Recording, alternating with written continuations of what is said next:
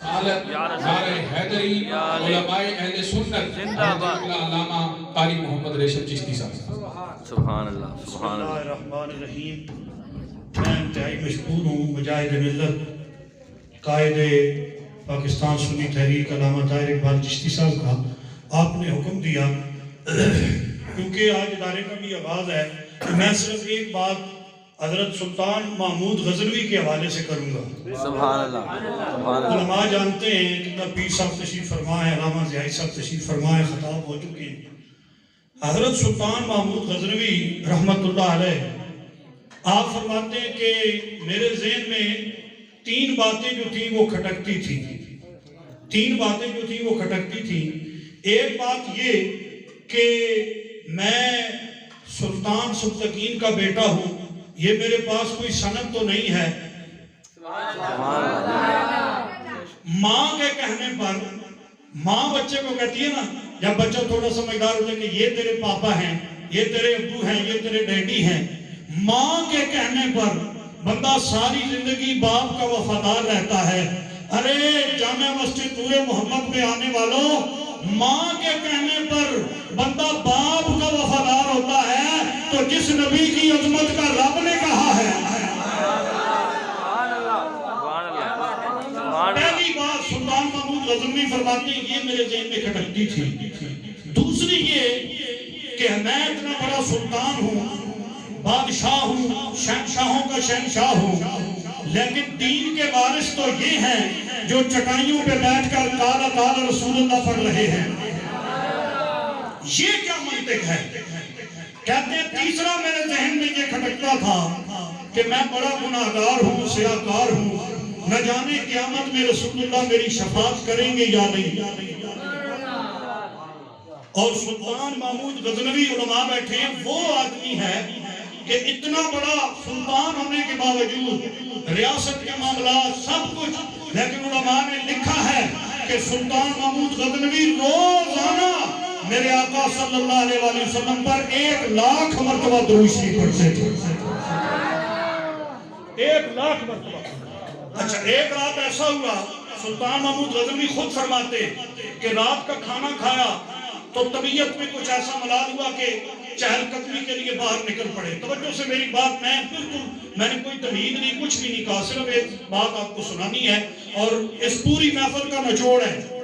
سلطان فرماتے ہیں کہ میرے دل میں آیا کہ میں تھوڑی واک کروں، تو میں اپنے محل سے باہر نکلا تو آگے اندھیرا تھا اور جو میرے آگے دیا جلانے والا تھا، جو دیا تھا وہ سونے کا دیا تھا.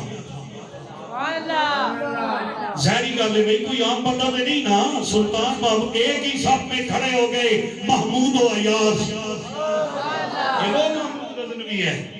تو فرماتے ہیں کہ وہ آگے دیا، سونے کا دیا، وہ جو ہے وہ لے کے آگے بندہ جا رہا ہے، پیچھے پیچھے حضرت جا رہے ہیں سلطان محمود غزنوی رحمت اللہ علیہ.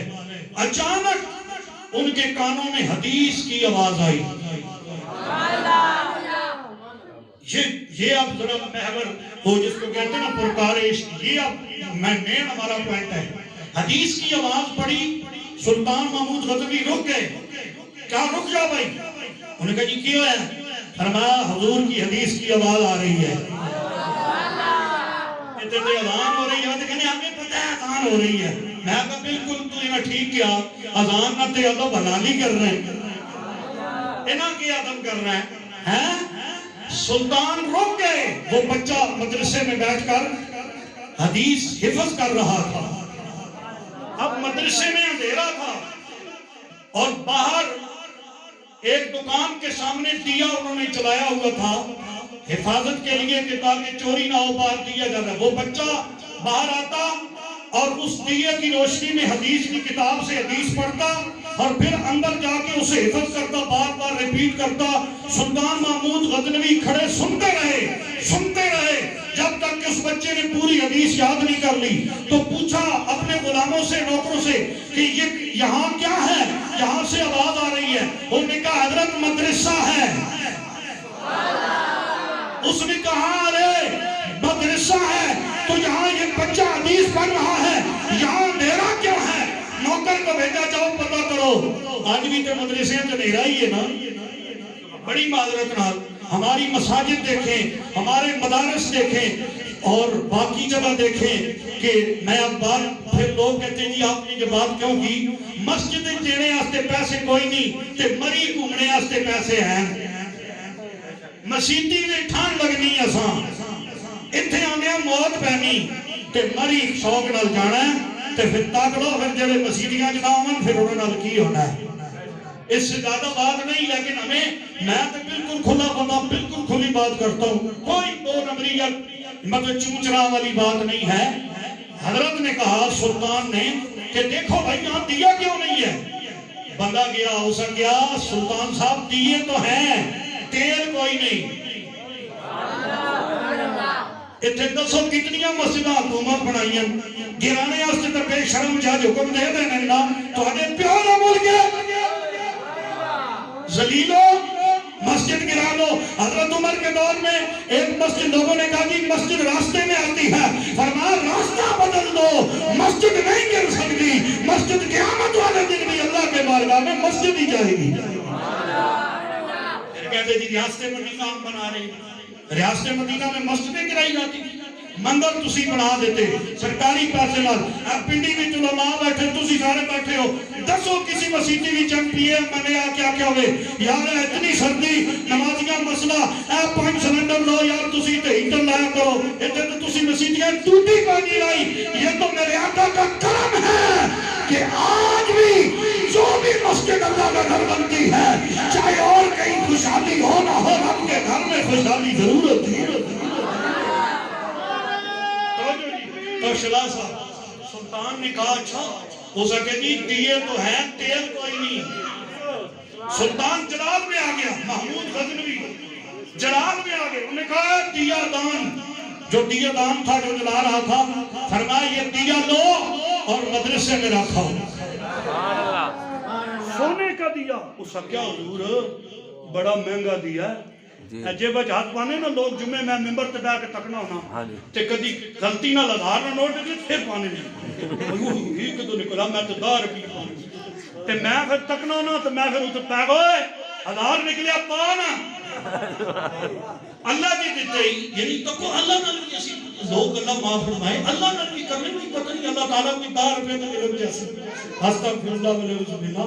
اے 1000 تے 5000 تے 500 کا نوٹ اللہ دیتا ہے نا, تے جس لئے رب نے نام تے دینا ہوتا ہے کہنے کے نہیں ایک کارڈ جہاں نکلو نہ تو اللہ جی علامہ عبدال جبار نقشبندی صاحب آپ تسی حفظ دا مدرسہ شروع کیتا ہے سواری آتنی میری طرف مدرسے پاس.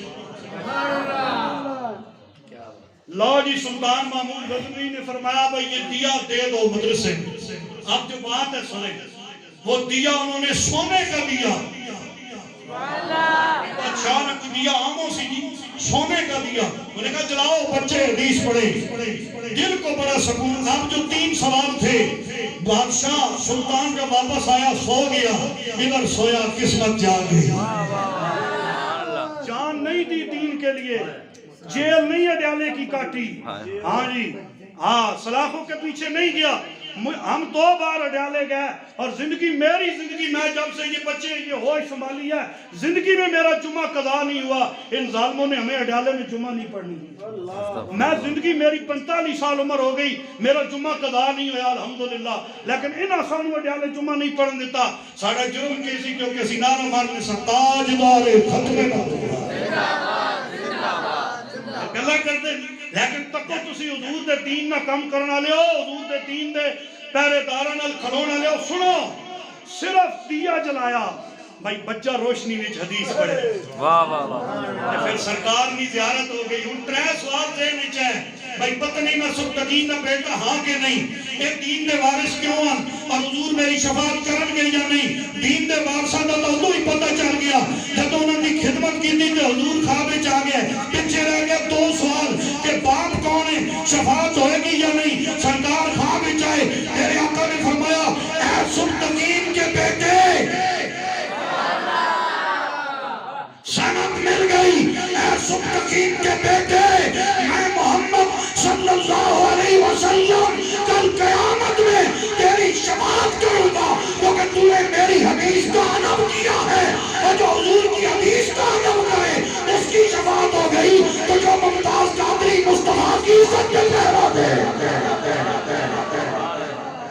سبحان اللہ سبحان